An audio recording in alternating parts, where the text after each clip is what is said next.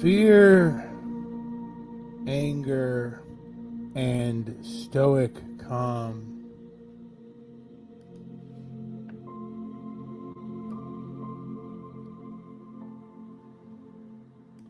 I am going to tackle these subjects. Fear is a basic human emotion that arises to perceive threats and danger. It can manifest as range of physical emotions and cognitive responses.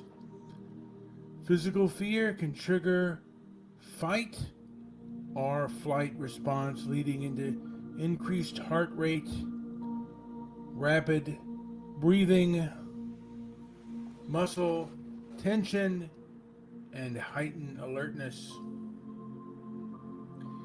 Emotional fear is often characterized by the feeling of unease, dread, or anxiety.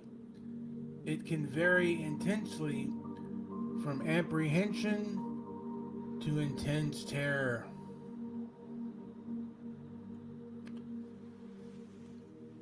People are using the tactics today, they are using the tactics of fear as a motivation, and often it is fear of economic ruin.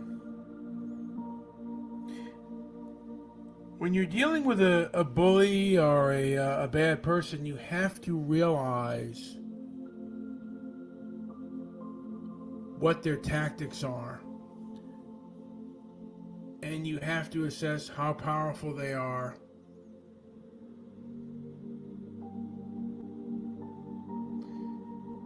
And what the threat level is. I think it is good to embrace your fear. The next emotion is anger. And anger and fear are often very closely related. Anger is another basic emotion that arises in response to various triggers such as frustration, injustice, or perceived wrongdoing. Physical anger can lead to increased heart rate, elevated blood pressure, muscle tension, and a surge of adrenaline. Emotional anger is characterized by feelings of irritation, resentment, and a strong desire to express one's displeasure or frustration.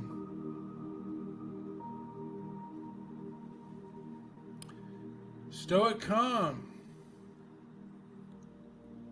Stoic calm, on the other hand, is a state of emotional tranquility and self-control, often associated with the philosophy of Stoicism.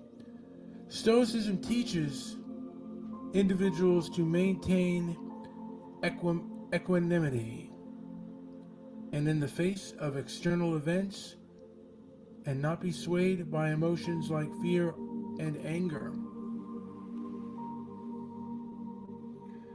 Not to be swayed by the emotions such as fear and anger.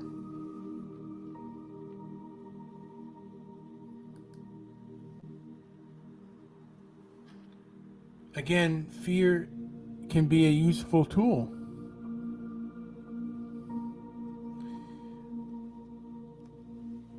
We have two competing major philosophies in this country. We have the John Wayne tough guy philosophy, that if you're just brave enough, you can meet and stand up to anything, particularly a bully when it comes to someone who's bullying you, and your righteousness will win the day.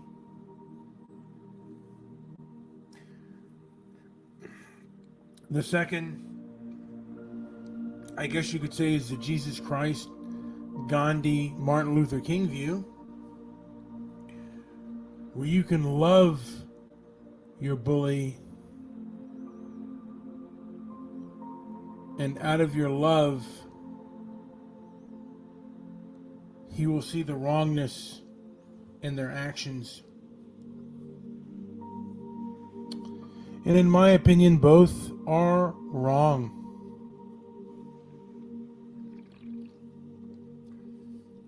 We would never tell a woman that is being battered by her husband, just love him stronger. Take his abuse.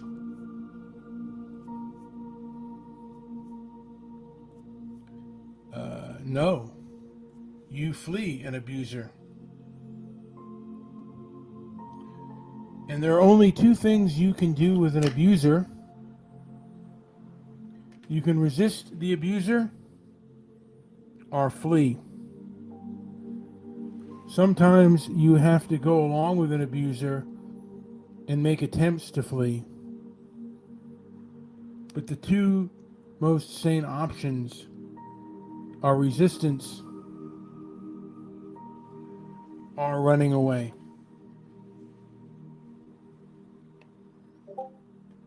And a lot of people think you just have to fight. And you have to fight fairly. You have to fight the bully fairly. And in my opinion, you're under no obligation to be abused. If you are faced with a person that is bullying you or harming you, let people know.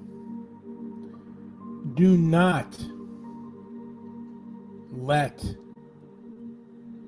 a bully abuse you in private. This kind of bullying and abuse should be in public. That's the reason why having a social media platform where you can express your abuse is important. And today's leftist, they don't want you, if you are a certain color or belong to a certain group, to express your abuse. That's what it looks like to me. And if you can't express your abuse, you're not a full citizen. Anyway, this has been Brian with Transparency and Merit and Walk Against the Woke. Like, subscribe, leave a comment down below if you agree or disagree. Thank you for listening.